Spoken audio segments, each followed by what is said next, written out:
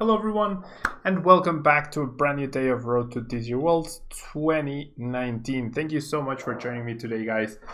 I am back from NAIC, had not the most successful weekend, managed to get top 128 points, I believe, since the standings have not been finalized, but I was 58th in my...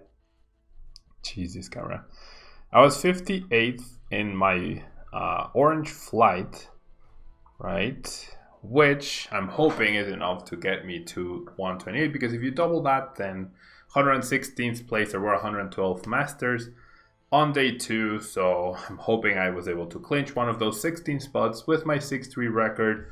So I was 1 point away from day 2, but I was also 3-3 at one point, so I was eliminated pretty early. I had some frustrating games. The losses especially were very frustrating. One game I couldn't find a choice band against Pikarom to be able to basically win the game, and then against a Nidoqueen Meganium deck, my opponent got amazingly everything he needed off of a Let Loose. So really rough, really rough games, but it is what it is. And so Stéphanne Ivanoff managed to do the impossible and win back-to-back North American International Championships, right? Which is really impressive. He managed to do so with the Zoroark list that you are seeing right now. So I probably won't play any games. I'm sure he'll be streaming the deck and he'll be able to go more in depth on the games and show the power of the deck. I might try to stream the deck tomorrow, however. So we'll see about that, but I did want to get this video up to show you guys the list and my input on it. It is a standard Zoroark deck with a 4/4 Zoroark ability trait. This was essentially the last tournament with Zoroark-GX was legal, the last major tournament, right? Because Worlds is being rotated out for Worlds. So a really impressive run for Zoroark. It dominated ever since it got released. And Stéphanne decided to combine Zoroark with good old Dewgong, Dual Blizzard, really powerful attack, dealing 60 damage to 2 of your opponent's Pokemon. Very nice to set up numbers for Zoroark. But also he had a myriad of support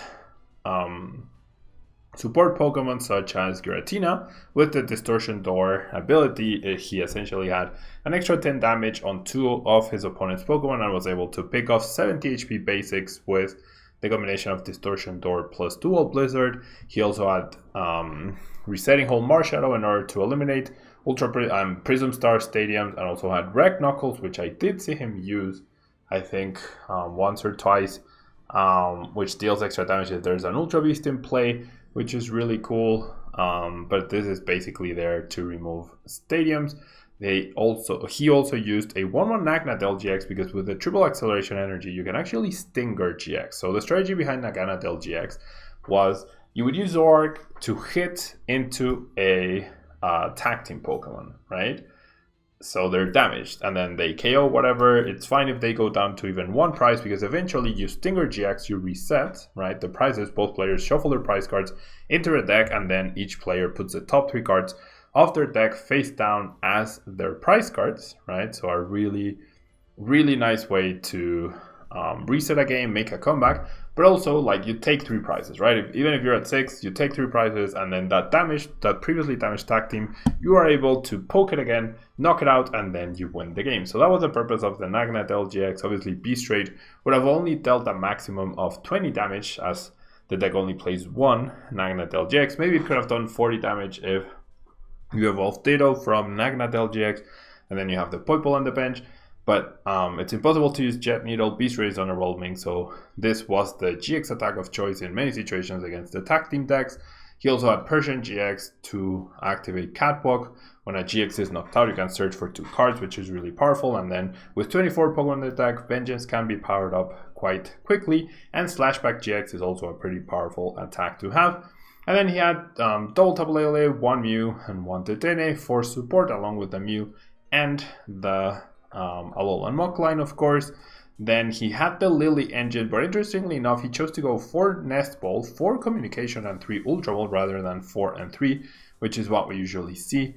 So a very interesting decision there. I personally would always favor Ultra Ball because it's much easier to guarantee cards like Lele on turn 1 than using Communication. It's also very nice to thin the deck when trying to redraw with Lillie.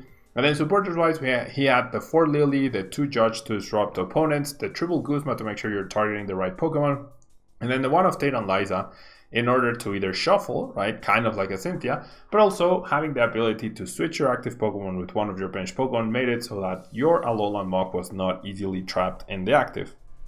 And then he had the Acerola as well for that, or to heal, and he had the Pal Pad to recycle any of the supporters he might have needed. The 1 of Field Blower useful, double Rescue Stretcher is super interesting as well. He did play very thin lines of the Muk, the Persian, and the Naganadel, and with the Dedenne, right, the double Rescue Stretcher means you can be a bit more liberal in using Dedenne Change to discard your hand, because then you are able to use Rescue Stretcher more effectively. Double Choice Band to increase damage output, and then 4 triple acceleration and 4 DCs to round out the deck. Make sure you are able to attack with Lele, with Zoroark, with Naganadel, with Persian, or Dewgong, any of those at any given point. Even Mew can do some damage with side power. And yeah, huge congratulations to Stéphanne. Really impressive that he's now won double North American International Championships. He's also made it to the finals of the Oceania International. Yeah, so a pretty impressive record there of day 2 conversions, and also every time he's made top 8 at an international, he's also gotten to a final, and he's won 2 out of 3. So really impressive record for Stéphanne. Big congratulations to him. And yeah, just wanted to profile the deck, show you guys why it's decent, what the strategy was behind the Naganadel-GX, which I'm sure a lot of people had questions. And I might try to stream tomorrow because I should have a bit more time. We are now going to prepare for Worlds, so I'll be preparing content for that because I do have a lot of ideas for the new Worlds format. But since it's not available on TCG, I do need to figure out a nice looking template so I can present to you guys the deck ideas that I have, so that we can all start testing for the World Championships, right? The Road to World Championships 2019 is essentially over because whoever has qualified or hasn't qualified, the season is over now. The new season will start on the 1st of July. So Road to World 2020 will be starting in the near future. But for now, that will be all from me, guys. Don't forget to leave a like, and I will catch you guys in the next video. Bye-bye.